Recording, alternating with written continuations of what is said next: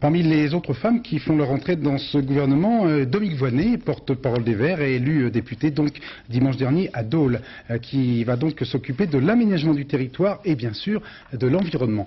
Portrait signé José Blanc-Lapierre. Une verte dans la grande bleue. La Méditerranée est menacée, Dominique Voynet plonge à son secours, car ce qui compte pour cette militante nature depuis 20 ans, c'est le terrain. Associer l'environnement à la chlorophylle et aux petits oiseaux exaspère le chef de file des Verts. Dans ses combats contre le canal Rhin-Rhône, le son-port, Superphénix, c'est à l'énergie, au transport, à l'aménagement du territoire qu'elle s'attaque.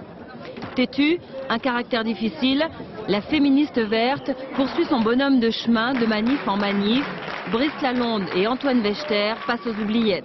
En 1995, elle est la seule candidate de l'écologie au présidentiel. 38 ans, bientôt grand-mère, un jeune papa pour sa deuxième fille. L'élu du Jura, médecin anesthésiste, faisait encore des remplacements à l'hôpital de Dole l'année dernière. Ni droite ni gauche, jusqu'en 1993, l'intégriste verte met de l'eau dans son vin. Pour les législatives, elle passe un contrat avec la gauche. Paris gagné, elle entre à l'Assemblée nationale. Pas pour longtemps puisque la voilà ministre, une fonction qu'elle s'était pourtant jurée de refuser.